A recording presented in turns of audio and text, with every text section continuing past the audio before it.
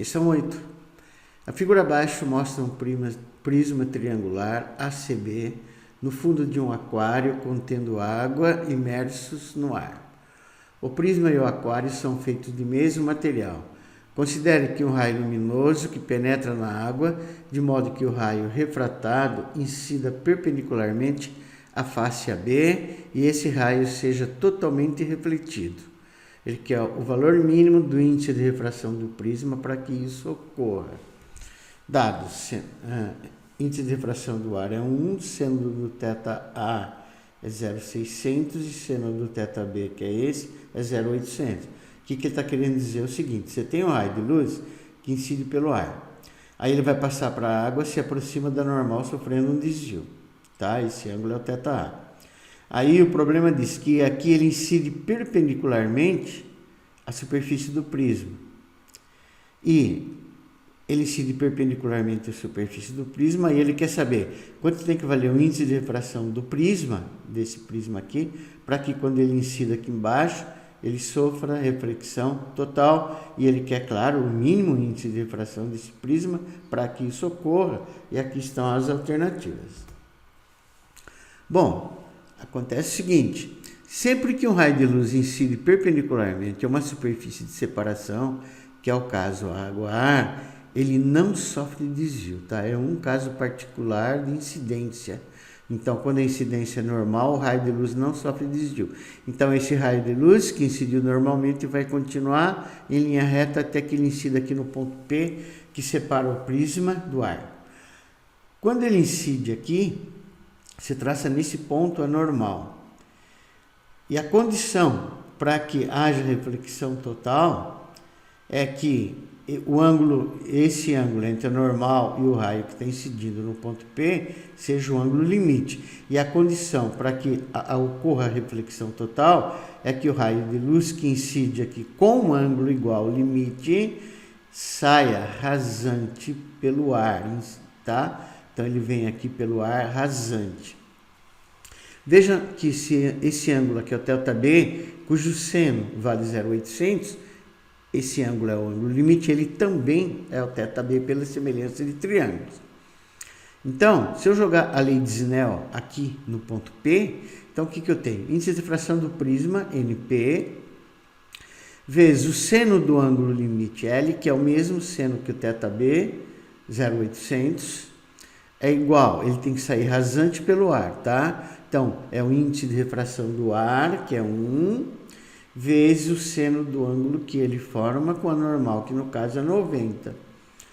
Então, vai ficar NP seno L igual a NR seno 90. NP a gente não tem, seno do ângulo limite é o mesmo que do θB, 0,800, 0,8. Índice de refração do ar é 1 e seno de 90 é 1. Então, o índice de refração do prisma, mínimo índice de refração do prisma, para que ocorra a reflexão total no ponto P, é 1,25. Significa que, se o prisma tiver índice de refração 1,25, ele sai rasante. Se o índice de refração do prisma for superior um pouquinho já a 1,25, esse raio de luz incide e sofre reflexão total, sofrendo reflexão e obedecendo a todas as leis da reflexão. Alternativa correta, D de dado. 9. Analise a figura a seguir. O gráfico da figura acima registra a variação do fluxo magnético φ através de uma bobina ao longo de 5 segundos. Das opções a seguir, qual oferece o gráfico da força eletromotriz induzida em função do tempo? Aqui está o gráfico entre 0 e 1, o fluxo está aumentando, entre 1 e 2 ele é constante, entre 2 e 4 ele diminui, entre 4 e 5 ele está aumentando, e aqui está uma bobina para vocês terem uma ideia como que é a bobina. E aqui estão todas as alternativas. Bom, primeira coisa, vamos ver o que diz a lei de Faraday. A lei de Faraday diz que a força eletromotriz induzida na bobina é proporcional à taxa de variação dos números de linhas de forças que atravessam a superfície englobada pela bobina e ao número de espiras da bobina. Ou seja, Quando o número de linhas de força, quantidade de linhas de força, fluxo magnético φ, tá? Que atravessa a superfície da bobina varia, uma força eletromotriz é induzida na bobina. Então, a força eletromotriz só é induzida na bobina quando o número de linhas de força que está atravessando a bobina está variando. Matematicamente, a força eletromotriz ela vale menos ΔΦ sobre ΔT. E é a força eletromotriz induzida no sistema internacional, ela é medida em volt. V. ΔΦ é a variação do fluxo magnético, medido no SI em Weber. E ΔT é o intervalo de tempo e no SI é medida em segundos. Importante, o sinal negativo surge devido à lei de Lenz, que afirma que a força eletromotriz E induzida se opõe à variação do fluxo. Observe na expressão, importante agora, observe na expressão E igual a menos ΔΦ sobre ΔT, que como o ΔT é uma grandeza escalar sempre positiva, o sinal da força eletromotriz E induzida,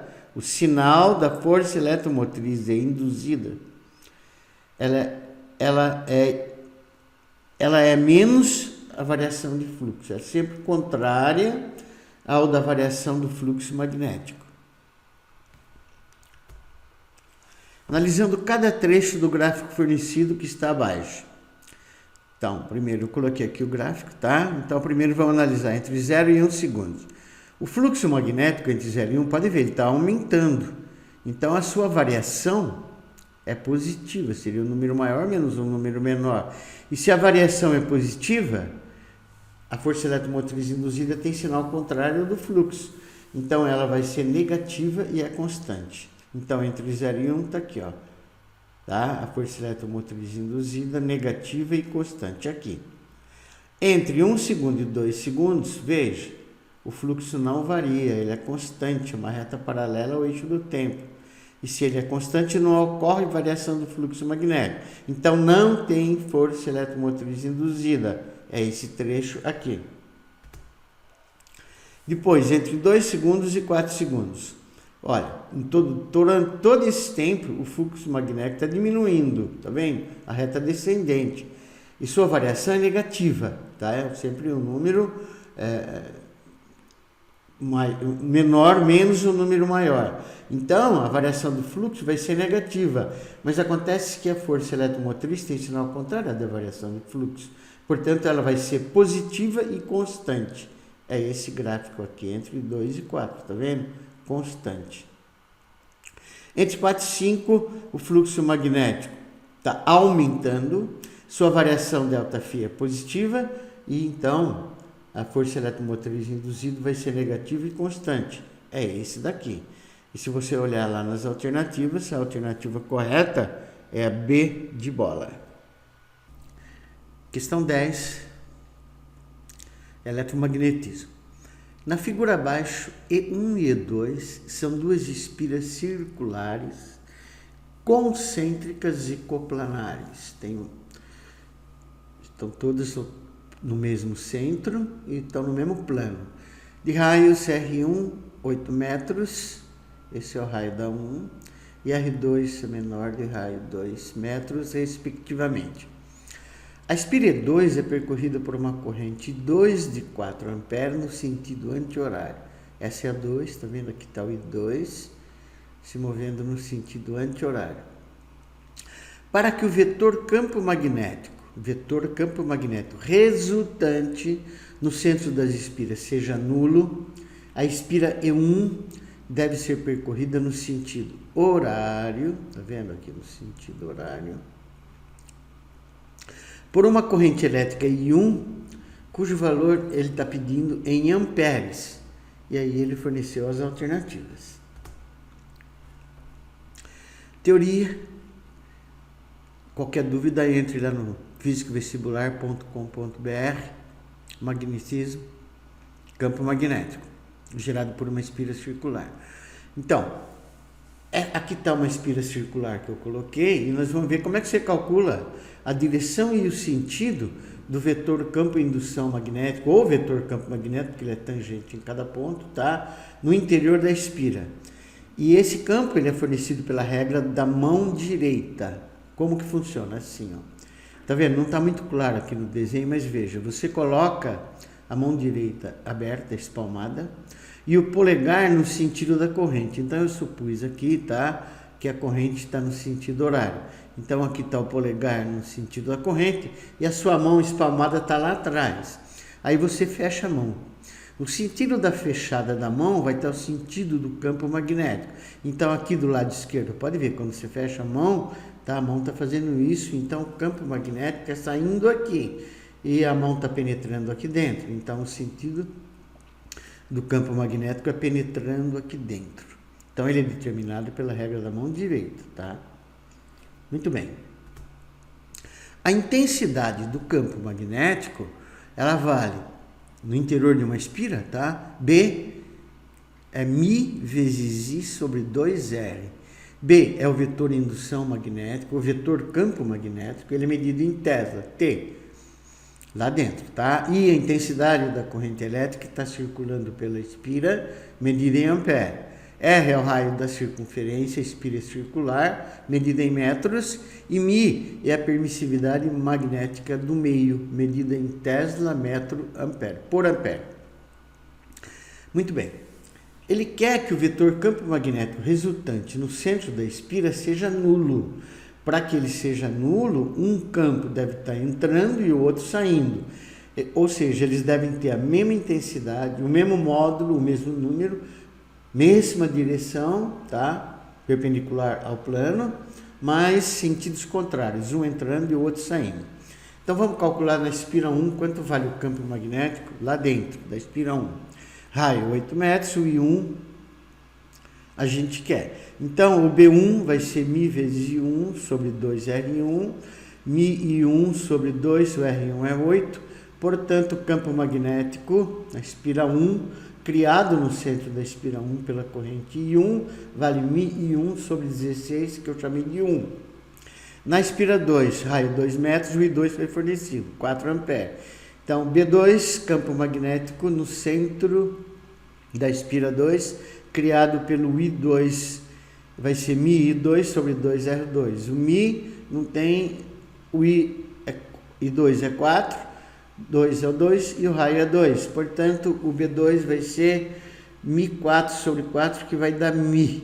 Esse é o valor do campo magnético na espira 2, no centro da espira 2. Mas acontece que eles têm que ter o mesmo modo. Para poder se anular, um tem que estar entrando e o outro saindo. Então, o B1 tem que ser igual ao B2. O B1 é μI1 sobre 16 e o B2 é μ. Portanto, o I1 sobre 16 é igual a 1 e 1 vai ser igual a 16 amperes. Esse tem que ser o valor da corrente na espira 1, de modo que o campo magnético no interior do centro das duas espiras seja nulo. Alternativa correta, D de dado. Questão 11. O circuito esquematizado apresentado na figura abaixo mostra uma bateria de força eletromotriz e resistência interna. Entre as extremidades de um resistor, está aqui a bateria, extremidades de um resistor que está ligado em paralelo a um capacitor de capacitância C completamente carregado. Então aqui está o resistor, em paralelo a ele o capacitor completamente carregado. Sabendo que a carga armazenada no capacitor é de 40 microcoulomb, 10 a menos 6 coulomb, os valores da capacitância C em microfarad e da energia potencial elétrica armazenada no capacitor em milijoules são, respectivamente, e aqui estão as alternativas. Primeira coisa, você tem que lembrar que como o capacitor está completamente carregado, então não vai passar corrente elétrica por ele. Então no trecho em que ele está não tem corrente elétrica. Então a corrente elétrica vai percorrer apenas o circuito indicado na figura, onde eu já peguei o condensador, o capacitor, nele não vai passar corrente, eu tirei.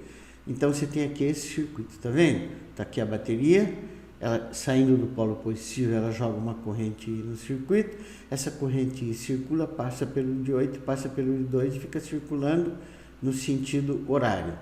Acontece que esses dois resistores são percorridos pela mesma corrente ou estão associados um em seguida ao outro, portanto, eles estão em série. E você pode tirar esses dois e colocar um resistor equivalente, que na série é a soma dos dois. Então, esse circuito, ele se comporta como se ele tivesse sujeito a um único resistor equivalente de 10 ohms, ligado numa bateria de 0,10 kV. O que eu tenho? Eu tenho que o U é 0,10 kV, 0,10 é 10 a menos 1, o quilo é 10 a terceira, que vai dar 10 a segunda, que vai dar 100 volts. Essa é a força eletromotriz, a tensão, a diferença potencial, a voltagem da bateria. O resistor equivalente, já vimos lá em cima, ele vale 10 ohms, e vamos calcular a corrente I que circula aí, tá? REC é U sobre I, o REC é 10, U é 100 sobre I, portanto, vai circular uma corrente de 10 amperes nesse circuito aqui, tá vendo? Então, aqui você tem 10 amperes, eu pus para você entender. Como ela não passa pelo condensador, ela vai descer aqui 10 amperes, passa pelo de 8, 10 amperes, passa pelo de 2 e fica circulando só nesse trecho aqui, 10 amperes. Então, agora o que nós vamos fazer? Nós vamos calcular a tensão, a diferença de potencial, a voltagem nos terminais só do resistor de 8, que é percorrido por um I de 10 amperes. Então, o que eu faço? R é U sobre I, o R é 8, o U eu quero, o I é 10.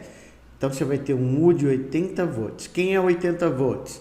É a diferença de potencial, é a tensão só aqui entre os pontos X e Y. Só no resistor de 8 ohms. Mas acontece que o resistor de 8 ohms está em paralelo com o capacitor. E quando eles estão em paralelo, a principal característica é que a tensão é a mesma. Então, se eu tenho 80 volts aqui, eu vou ter 80 volts no terminais do capacitor também. Vamos calcular então a capacitância C do capacitor, cuja carga foi fornecida, vale 40 microcoulomb, 40 vezes 10 a menos 6 coulomb, e ele está sob DDP, a gente já viu lá em cima, de 80 volts. C é igual a Q sobre U, que vai ser 40 vezes 10 a menos 6, sobre U, que é 80. Então, esse capacitor vai ter uma capacitância de meio vezes 10 a menos 6 farad, mas o 10 a menos 6 é micro, então é meio microfarad, que é uma das partes que o exercício está pedindo. Vamos agora calcular a energia potencial elétrica W armazenada no capacitor.